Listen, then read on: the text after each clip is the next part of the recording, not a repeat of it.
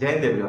तो इस वीडियो में हम डिस्कस करने वाले हैं कि सिर्फ 2 महीनों में एनडीए का एग्जाम कैसे क्लियर किया जा सकता है। देखिए, पहले ही मैं बता दे रहा हूँ, यहाँ कोई चीजें घोल के पिलाने वाली नहीं है कि आप अचानक से देखोगे और सब कुछ याद हो जाएगा। ऐसी कोई चीज मैं नहीं बताने वाला हूँ, ना ही कोई जादू टोना यहाँ पर चलने वाला है, या फिर कोई ऐसी चीज नहीं बताने वाला हूँ। और दूसरी बात, कुछ लोग ये भी कहेंगे कि 2 महीने कोई कैसे एनडीए का एग्जाम क्लियर कर सकता है, मैं वो भी स्ट्रेटेजी बताऊंगा।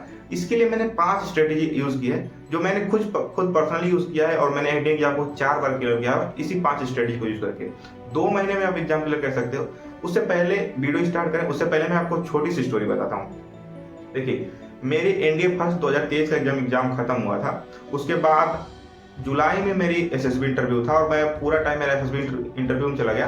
तो 2023 का सेकेंड वाला एग्जाम के लिए मैंने कोई प्रिपरेशन नहीं करी। 2023 में मैं कॉन्फ्रेंस आउट हो गया। फिर मेरे पास सिर्फ 1 महीना बचा था और उसी 1 महीने में भी मैंने अच्छा स्कोर किया और 2023 का सेकेंड वाला मैंने एग्जाम दोबारा क्लियर किया।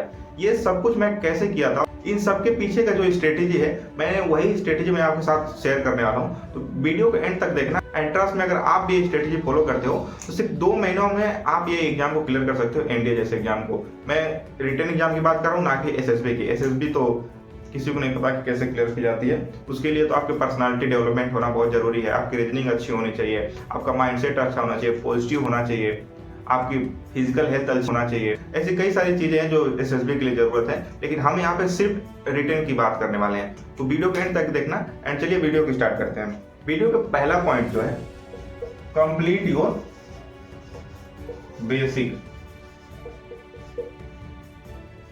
मैं पहले ही बता दूं, जिनका बेसिक कंप्लीट नहीं है वो वीडियो अभी स्किप कर सकते हैं, क्योंकि ये वीडियो सिर्फ उन्हीं बच्चों के लिए है जिनका बेसिक ऑलरेडी कंप्लीट है।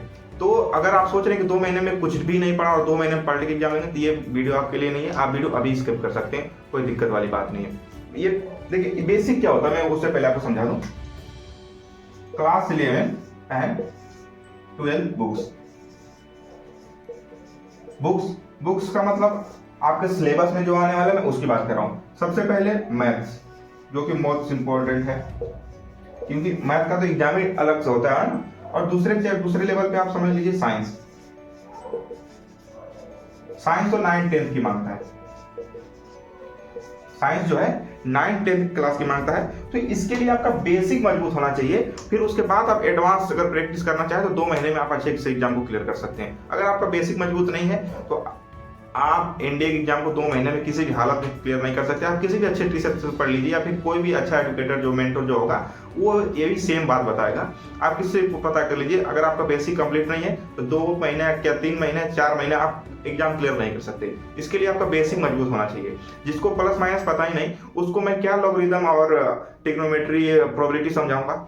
पहले आपको ये पता होना चाहिए ना कि प्लस का साइन से क्या होता है, माइनस का साइन से क्या होता है। तो पहले आप अपना बेसिक कंप्लीट करिए, उसके बाद प्रोबेबिलिटी, स्टैटिस्टिक्स, लॉग, पीएनसी और कई सारे चैप्टर हैं, सबको कंप्लीट किया जाएगा। पहले बेसिक कंप्लीट होनी चाहिए, उसके बाद ही आप एडवांस लेवल पर पहुंच सकते हो। अब दूसरी बात करते हैं। बहुत से लोग ये दावा करते हैं, या बहुत से लोगों का ये डाउट भी रहता है कि सर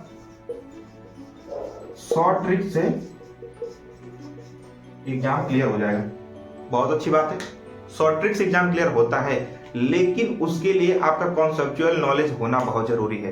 एंड कॉन्सेप्चुअल नॉलेज क्या होती है मैं उसको थोड़ा सा एक्सप्लेन करता हूँ। देखो, सपोज करो कि प्रोबेबिलिटी आप पढ़ रहे हो, एंड प्रोबेबिलिटी में इंडिपेंडेंट प्रोबेबिलिटी पढ़ रहे हो, ठीक है।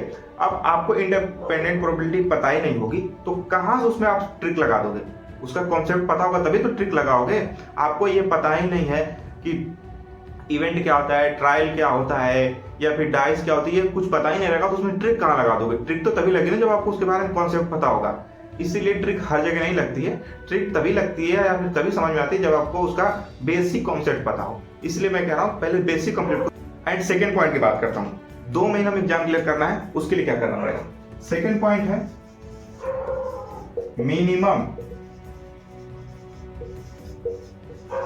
10 आवर्स स्टडी।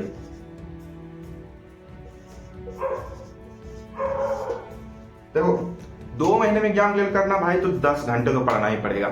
चाहे कोई किताब बता ले कि मैंने 2 घंटे पढ़ के एग्जाम क्लियर कर लिया, 3 घंटे एग्जाम पढ़, 2 महीने में एग्जाम क्लियर करने 10 घंटे तो पढ़ना ही पड़ेगा। या फिर 3 महीने पढ़ रहे हो, 3 महीने से भी पढ़ रहे हो तो 10 घंटे तो भाई पढ़ना ही पड़ेगा। 10 घंटे पढ़ने का मतलब ये नहीं कि सिर्फ किताबों में ही घुसे रहो, आपकी प्रैक्टिस भी उसी टाइम में होनी चाहिए। आपके रिवीजन भी उसी टाइम में होना चाहिए, आपका मॉक टेस्ट भी उसी टाइम में होना चाहिए। जो चीज़ें याद की हो उस चीज़ को दिमाग में रहना भी जरूरी है। समझ लो मेरी बात। तो 10 घंटे का मतलब होता है कि उसमें सारी चीज़ें आपकी कवर अप होनी चाहिए, तब जाके 2 महीनों में एग्जाम क्लियर होता है। एंड लास्ट में इन सभी चीज़ों को जो मैं यहाँ पे अपनी स्ट्रेटेजी एक्सप्लेन करने वाला हूँ, मैं इन सभी चीज़ों को एक बहुत ही कंक्लूजन पॉइंट पे बताऊंगा और उसमें ये आपको समझाऊंगा कि छोटे से पॉइंट पे या फिर इन सभी चीज़ों को याद कैसे कर सकते हैं। सभी चीज़ों को याद करने का एक बहुत ही बेसिक कॉन्सेप्ट बताऊंगा, तो वीडियो को एंड तक देखना। Study with only teacher. Study with only teacher मतलब आजकल के बच्चों में पेशेंस नहीं रखते। आजकल के, मैं भी तो आजकल का ही हूँ, लेकिन पेशेंस आप में होना बहुत जरूरी है।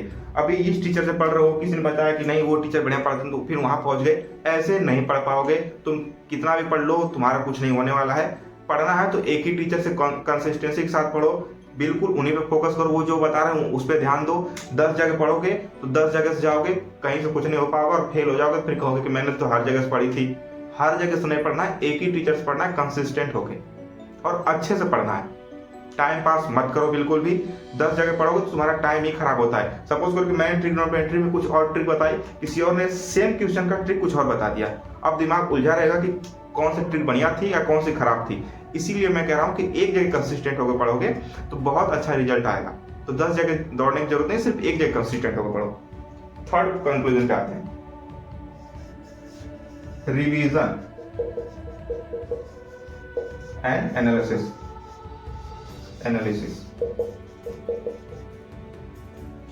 एनालिसिस क्या होती है? देखो, पहली बात, रिवीजन करने का सबसे मैं बेहतरीन तरीका बता रहा हूं। मैंने पिछली वीडियो अगर आपने नहीं देखी तो वहां पे जाकर मैं पिन कर दूंगा लास्ट में, या फिर कहीं तो आ जाएगा, मैं पिन कर दूंगा उसको। सबसे आसान तरीका ये कि कोई चीज पढ़ो, उसको पढ़ लो एक बार, कॉपी बंद करो, दूसरा तरफ खोलो, जितना पढ़ो बिना देखे सब कुछ नोट डाउन करो। अगर याद हो गया होगा, 3 दिन बाद सेम काम करो, उसके बाद 1 हफ्ता बाद वही काम करो, फिर 15 दिन बाद, फिर 1 महीने बाद, तुम करते जाओ। मैं ट्रस्ट में, मैं गारंटी दे रहा हूँ तुम वो चीज भूल ही नहीं सकते। अगर ये तुमने रूटीन फॉलो कर लिया तो ये चीज तुम भूल ही नहीं सकते। ठीक, अब लास्ट पॉइंट पे आते हैं, sorry 5, mock test and PYQ। इसके बिना तो भाई क्या ही जान, ये तो जान है किसी भी एग्जाम की, चाहे exam IAS PCS IIT JEE कुछ भी हो, इसके बिना तो एग्जाम फीका ही फीका है, इसके बिना तो एग्जाम होता ही नहीं है। अब इन सभी चीजों को याद करने का मैं एक सिंपल सा ट्रिक बता रहा हूँ। कभी भी टाइम टेबल बना के मत पढ़ना। टाइम टेबल बना के पढ़ोगे, और मैं गारंटी दे रहा हूँ कि टाइम टेबल हर 2 दिन में बिगड़ता जाता है। टाइम टेबल कभी फिक्स होता ही नहीं है। टाइम टेबल बना के मत पढ़ो। सेकेंड पॉइंट, टारगेट टेबल बना के पढ़ो। टारगेट टेबल कैसे बनाते हैं? जब भी सोने जाओ, एक पेज लो, छोटा सा एक स्टिकर टाइप का पेज लो, उस पर अपनी 5 चीजें लिखो कि तुम अगले दिन क्या करने वाला। सपोज ट्रिग्नोमेट्री का पूरा सिलेबस खत्म करूंगा, 10 इडियम याद करूंगा, 10 फ्रेज याद करूंगा, पॉलिटी का मैं इतना चैप्टर कंप्लीट करूंगा, और ज्योग्राफी का ये चैप्टर कंप्लीट करूंगा। ऐसे 5 कॉन्सेप्ट तुम डेली, कॉन्सेप्ट नहीं, ऐसे 5 टॉपिक तुम डेली अपने नोट में लिखो, और अगले दिन रात को सोने से पहले ये 5 चीजें कंप्लीट करो। एंड ट्रस्ट मी, और जब तक कंप्लीट ना हो तब तक उसे करो। जब भी खाली हो तुरंत ये 5 चीजों में देखो क्या तुमने क्या कंप्लीट किया, फिर टिक लगाओ, टिक लगाते जाओ, और सारे स्टिकर एक जगह रखते जाओ। देखो क्या तुमने कौन सा स्टिकर छोड़ा है। और अगर तुमने 1 हफ्ता कर लिया, तुमको इसकी आदत पड़ जाएगी और एग्जाम में बहुत ही अच्छा स्कोर करने वाले हो। और यही चीजें मैंने देखा कि जितने भी टॉपर हैं ये सेम चीज फॉलो करते हैं। अगर आपको भी एग्जाम को क्लियर करना ही है तो ये 5 चीजों को फॉलो करो, एंड ट्रस्ट मी, आप एग्जाम क्लियर करोगे। और दूसरी बात, डिमोटिवेट मत होना यार, डिमोटिवेट मत होना, अपने आप पे विश्वास रखो। और अगर ये 5 क्वालिटी तुम फॉलो करते हो तो ट्रस्ट में एग्जाम क्लियर हो जाएगा। एग्जाम इतनी भी बड़ी बात नहीं जितना लोग बना देते हैं, फिर जितना तुम खुद को समझ लेते हो। तो अपने आप पे विश्वास करो और अपने आप पे कॉन्फिडेंट लो, एग्जाम क्लियर होगा। क्यों नहीं एग्जाम क्लियर होगा? जो एग्जाम क्लियर करते हैं वो किसी दूसरे प्लेनेट से आते नहीं है ना, सब यहीं के हैं। बस बात है कि कुछ ज्यादा मेहनत करते हैं, कुछ कम करते हैं, कुछ तो मेहनत करने के बावजूद भी नहीं हो पाते हैं। मैंने खुद 4 बार एग्जाम क्लियर किया हुआ है, तो मैं तुम्हारी बात क्या ही करूँ। तो पॉइंट ये है कि डिमोटिवेट मत होना, और मैं और भी कोशिश करूँगा कि और चीज़ें जो भी मेरे नॉलेज में है या फिर जो इतनी अच्छी चीज़ें हैं, मैं सब कुछ डिटेल में एक्सप्लेन करने वाला हूँ। मैं आपको कुछ चीज़ें दिखाता हूँ। मैं LWS जब गया था तब वहाँ पे मैंने ये नोट्स बनाया था। एसएसबी के लिए। आई होप ये आपको विजिबल होगा।